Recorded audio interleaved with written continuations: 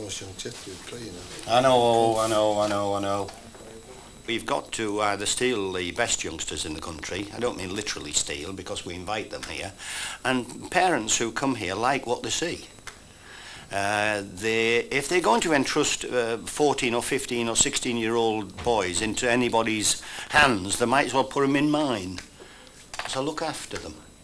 I look after them like I would look after my own son. So parents are impressed with this.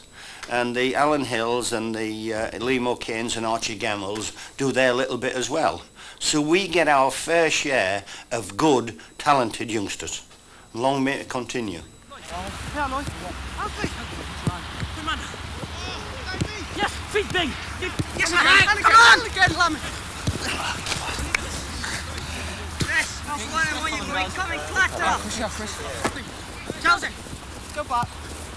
The three domestic cup competitions proved fertile ground for the growing ambitions of Forest's young team. After knocking Ipswich Town, Leeds United and Watford out of the FA Cup, the one trophy that's always eluded Brian Clough and which Forest hadn't won since 1959, they met Manchester United in the quarter-final at Old Trafford on March the 18th. A goal by Gary Parker, yet another of his vital strikes this season, proved decisive. It earned Forest an ill-fated semi-final tie against Liverpool at Hillsborough on April the 15th. Football fans everywhere will remember the terrible events that unfolded that day. The game was stopped after 6 minutes when Liverpool fans started spilling out of the Leppings Lane end of the ground.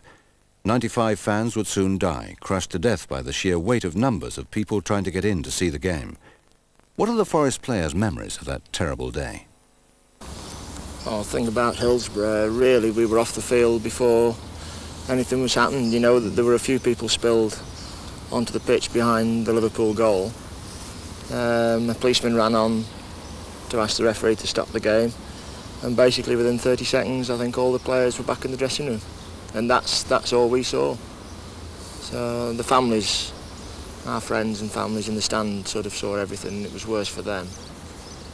And until we went up to the hospitals to actually meet some of the patients and some of the families up there, it was all very impersonal to us because we hadn't witnessed any of the scenes that the other families had. So, once we'd been up and seen them, it sort of came home to us that, it really was a terrible tragedy. And I think the lads who went up were all better for seeing those people.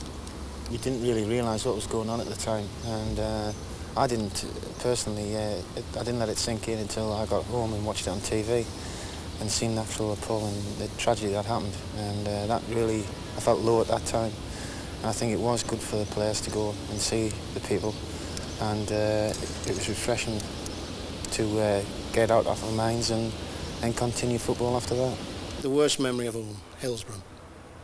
Terrible memory, something which I think interfered with our possibility of going to Wembley. I'm sure on the day that the players were psyched up, and it was most unfortunate. For everyone in football, it was a sad day for us, but regardless of the result of the semi-final, we've had a tremendous season. Forest went on to lose a highly emotional rearranged semi-final match 3-1, thereby losing their chance of a record 3 cup final Wembley appearances in one season. But success wasn't far away. The first of 2 Wembley finals began against Luton Town on April the 9th in the Littlewoods Cup final.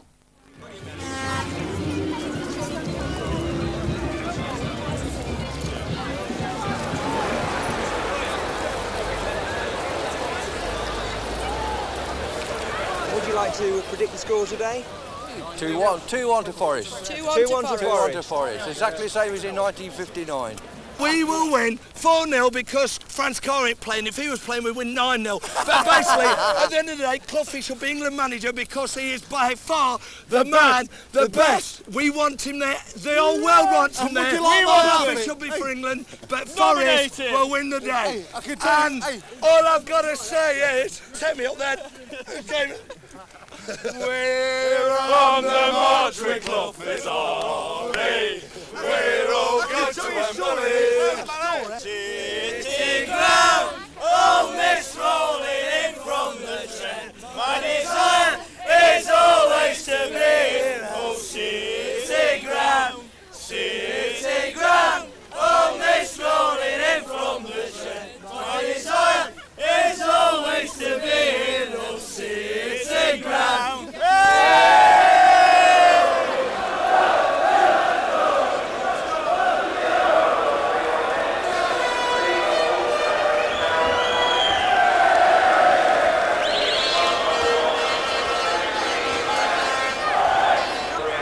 win the game today? I feel great at the moment. I mean, it's the best place to play any game, I personally think, either for England or in a cup final. And once the crowd fills up, and it's going to be a great atmosphere, and the pitch is looking immaculate at the moment. Possibly being the captain of the side, it's more of a, obviously it's a big moment to play for your country, and don't get me wrong, but it's obviously a very proud moment for me today, you know, captaining the club out and whatever. So all being well, hopefully the result will go right for us as well. Yeah, as I say, we've been very lucky. The lads certainly have travelled away with us and done well. I'd like to obviously thank them, and thank the ones that sort of come to places like Charlton. Obviously the least glamourable games, and hopefully this is their reward, really. I think when we took QPR on at our place, and you know, we were winning 4-1 at half-time, and I think to go out and to destroy a First Division side like we did that day was a great feat for ourselves. And the 2 games against Bristol City, Bristol played superbly in both games, and we had a struggle to get here in the first place. So now we're here, we want to go in with the trophy. We cornered Brian Clough in the dressing room before the match to ask him how he felt. Absolutely lovely. Obviously, sunshine day, full stadium. We've not been here for a long, long time, and it's fine. Wembley on April the 9th was Brian Clough and Nottingham Forest's biggest day for a long time. Forest hadn't won a major trophy since their League Cup victory in 1980.